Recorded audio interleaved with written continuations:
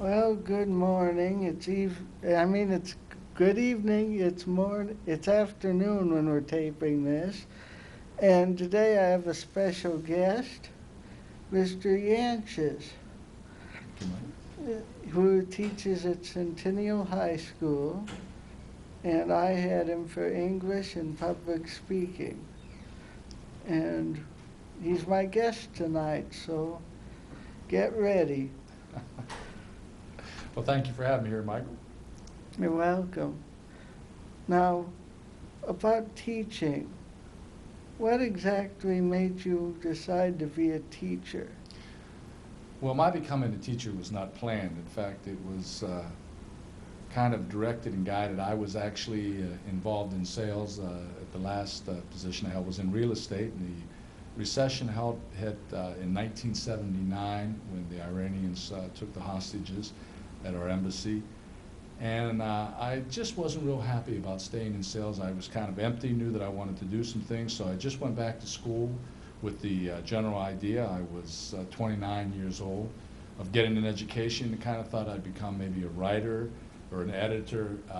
And then I had some marvelous teachers like Don Nolan, Bill All, I don't want to start naming them because I'll start forgetting people, but John Cardwell, John Batesy, and so many others out at Parkland College, and they kind of pushed me toward examining things. And Don Nolan, actually, while I was still at Parkland, said to me that if I wanted to live a reflective life and have a chance to make some true differences in the world, that teaching in a public high school was a great place to do that. And actually, the people at the University of Illinois kind of dissuaded me, and thought that there were other routes I might take. But after a couple years over there, ended up teaching and have been at Centennial High School since 1985. Wow, that's a pretty long time. It does at times seem like that, Michael. Does to me. I remember 1985. That's the year we first got our color TV set. Oh. Yeah, before we had a black and white one. But the VHF channels dial broke, so we could only watch UHF channels. So then you went to color. Yes. And how do you like being a teacher? I feel blessed to be able to be a teacher. And I know sometimes, you know, when you say things like that, people think you're being a little hokey. Don Nolan was right. I just enjoy being around my students so much.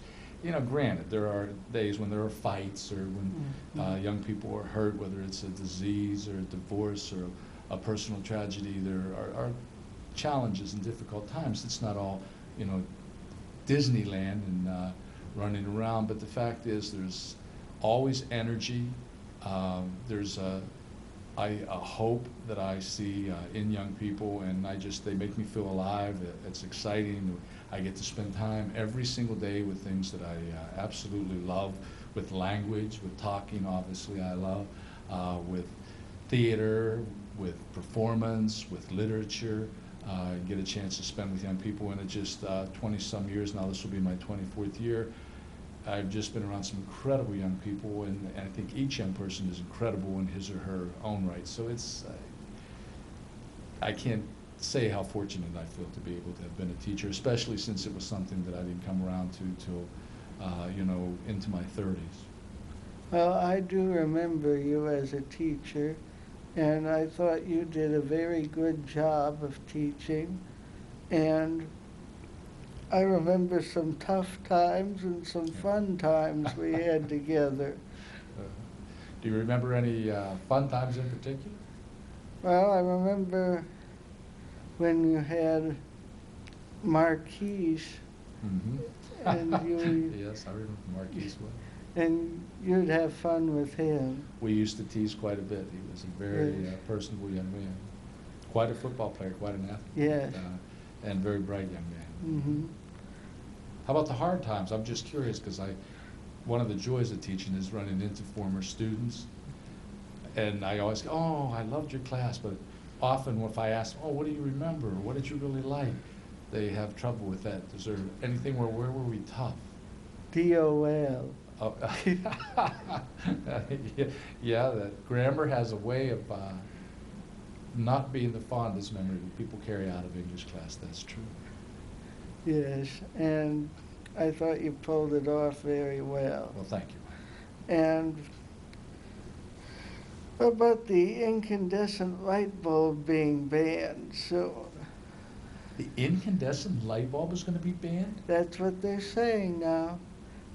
And I think it's ironic because these new light bulbs, some of them have mercury in them, and they told us to get rid of our mercury thermometers, but now they're selling mercury-filled light bulbs.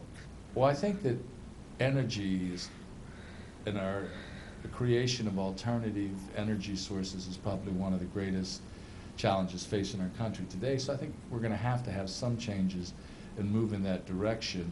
I would be surprised that they were going to ban the bulb. But I mean, we've tried in our home, we've switched to almost all the, what are they called, the LCD or the LED? Or Yeah. the high energy. Swirly bulbs. Right, we've switched to those, but Mhm. no, that was a new one to me. I guess we'll have to see how it plays out. Mm-hmm. And now, on the minds of a lot of people is the election, the presidential election, and Michael, you tell me you're going to get tough here. there's a lot going on right now out there, isn't there? There certainly is.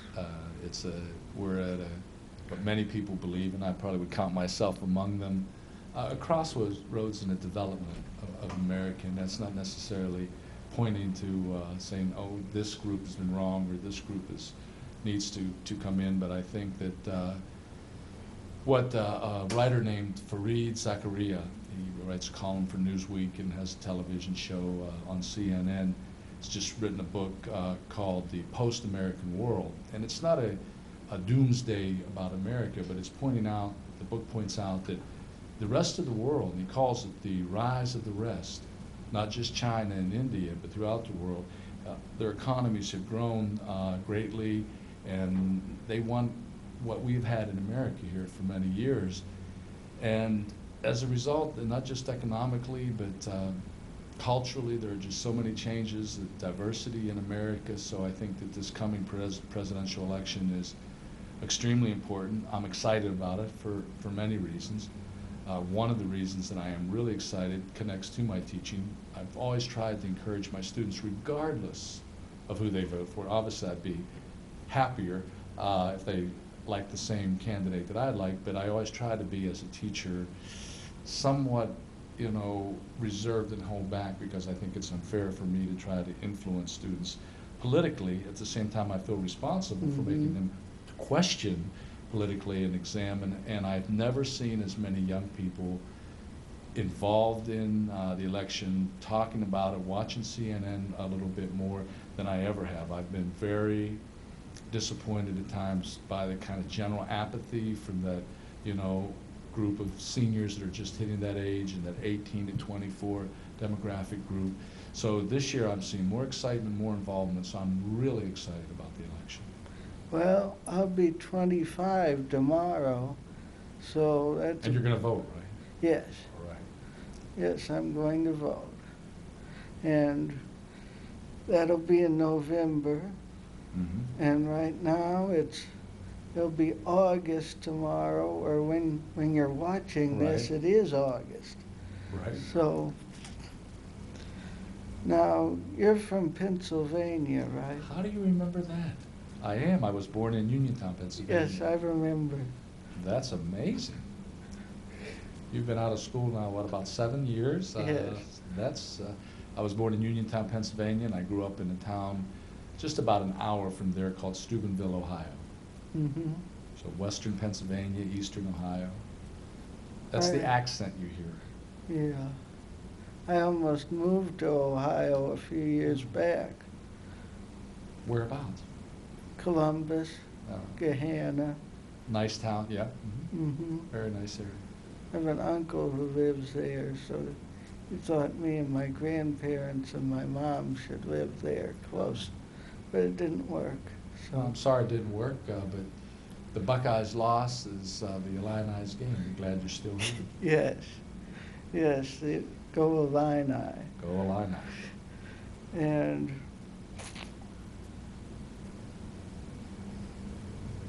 help me out here. Well, we've talked about the election. Yes. You're going. I was just. Why did you bring up the Pennsylvania thing? I was just curious I where just that came from. I just remembered that's where you were from. I thought you might want to elaborate on that, maybe. Well, I think that as I said, I was born in Pennsylvania, grew up in Ohio, and actually been out here in Illinois since 1969. I came out here as a member of the United States Air Force up at Chinook Air Force Base in Rantoul. Got my first apartment in the summer of '71 and began at the University of Illinois in '71 and actually ended up receiving my first degree from them in 1983. So it took me a little while. I had my That's the journey had a year- lot of starts and stops. That's the year I was born, 1983. My son was born in '82, my daughter in '84, so you're right on either side of them. I was curious on what some of the things you like to do with your show. You had me on as a teacher. Who was on your first show? No one, just me. You just kind of talk to the audience and Yes. threw everything out there? That's right. Okay, so now you would throw it on me? Well, it's a little easier that way. Maybe you could get some former students coming on here. Mhm. You know, that might be a nice thing. Maybe Marquise is back in town. I don't know. I don't know either. I know he went down and played football in Texas for a while, and did some other Wow. things. And so, do you mentioned the Illini? Do you follow the Illini sports team? Not as much as most people, but I do sort of. I follow the Cubs baseball team. Could be the year for the Cubs. Yes. People were starting to get nervous and thought it was that famous swoon beginning to take place, but then they've just beaten Milwaukee 2 or Mhm. 3 games in a row, I've Milwaukee, heard. yes. I worked with some people. I think some of them, I think Mr. Kuglich was at the school when you were there. I think so. And now Mr. Filkins is no longer at the school. He's out Oh. at the National Council of Teachers of English, but he and Mr. Kuglich are pretty big Cub fans. They travel around and take road trips with Mr. Smith and Oh, Mr. yes, Mr. yes. Smith was there. He's I been there longer remember than I have. him. Yes. And he's there. In fact, they are, as we speak, probably sitting up in Milwaukee watching the Cub-Milwaukee game. They all drove up for a trip today. So you might want to get some Cub teacher fans on. I remember Mr. Valentine, too. He passed on. He did pass away. That was a great loss for all of us. He had a heart attack. He was a young man, early 50s, younger than I am at this time. He was a passionate teacher and an excellent teacher. And we Yes. still think a great deal about many of the things that he did. And I remember being in school when September 11th, 2001 happened. Yes, that is something that I would never forget. Do you remember whose class you were in, where you were? Yes, I was in Mr. Damagala and Mr. Smith's class. And Mr. Damagala came in and told us some nut just flew into the That would be, that would be the Mr. Domagala. Trade Center, the World Trade Center in New York, and we didn't know it was a plot yet. That was the first one. Then there was Yeah. another, and we watched the TV the rest of the next class. Yeah, I think all of us, again, went through that shock and fear and confusion. I had a first hour class, and there was probably 5 or 10 minutes left, and Mrs. Plotner, who was then Miss Cox before she married Tony Plotner, another alumni of Centennial, and she walked in and asked me if I'd heard anything, and I said no, and I couldn't. I thought she had, I thought she's confused. Something. This doesn't make any sense. And that class ended in second hour. And then 9 o'clock hour, I had prep. So I walked down to Mr. Mead's room. You remember Mr. Mead? He's still in the same room where you were when you were there, Mike, all the way down at the end of the math hallway. And he had a TV. And they Yes. had the TV on, and I walked in, and it's actually while I was there, then the second one plane hit. It was eerie. It was, I remember just that whole sense of loss. I went back, that time just seemed to, it was just hushed throughout the halls. And then I went back to my third hour class, and we just started talking about it. I just let students say whatever they came up with and asked questions. And I remember there was, and I cannot remember his name right now, I believe his first name was Jason, and he was going into the Marine Corps. Yes. And while we were having this conversation, he was just staring off out into space very blankly. And, I wasn't going to say anything to him, and I knew he was there. And finally, some other student directed a question to him. They said, "Well, you're going to the Marines. What do you think?" And he was a really easygoing. He always worked on his cars. He was very happy-go-lucky young man. And he was just so somber. And he said, I went into the Marine Corps because I thought it would, help me get some discipline and toughen up. And I had a pretty good idea how many years I was going to be in and what I want to do. And he looked up and said, "Right now, I don't have a clue what's going to happen with my life. And I don't like this feeling." And so it was a time of great confusion, great uncertainty. In fact, it was more shocking. The first year I taught, we had the shuttle explode. We had Right. they had Christy McAuliffe, the teacher. They had all of the students in social studies that had TVs, and then they showed the launch, and it just blew up. And that was shocking. It was stunning. But 9/11 was even more shocking. I agree. I remember, I think it was Mr. Bartosik Velez's Mhm. class. We had an antenna TV and we watched ABC coverage. Yeah, just absolutely shocking. Do you know that we have a new principal at Centennial? Yes. And he is also a graduate of Centennial? No, I didn't know that. Mr. Justin Moore. He graduated in 1994, which was a watershed year in many ways at Centennial High School. Al Davis, who was a legendary principal. We have a plaque up in the name of our offices, our administrative offices after him now. I just like to say that because I like to kid him a little bit. He retired that year. And Mr. Hembrough, who was our football coach and certainly a legend in many ways, he also retired that year. So we had quite a bit of changeover. Mrs. Stack left the school that year, and so it was a real time of change for us. And that was Mr. Moore's last year. He graduated in that class, and now he's coming in. And we certainly, there are a lot of changes in public schools throughout, not only in Champaign-Urbana, but throughout the country. Where the curriculum's changing, expectations are changing. I think you're going to see even more. I don't know that public schools 10 years from now will look similar to what they look now. So big year for Mr. Moore. Come by and wish him well. Okay. Well, thank you. We don't have much time left, but we do have a few minutes. Okay. And I'd just like to thank you for coming. And it's been a pleasure. Well, thank you, Mike. And I think you've shared with the audience a good deal. And I think this show is going to get even better as it goes along. Well, I trust it will, and I tell you, you really, I considered it an honor for you to give me a call and think of me after being out of school this many years. And I was just really excited to see another alum of our public speaking class getting out in the public and speaking publicly. So thank you very much. And Thank for you. having me. Well, that pretty much does it for tonight's show.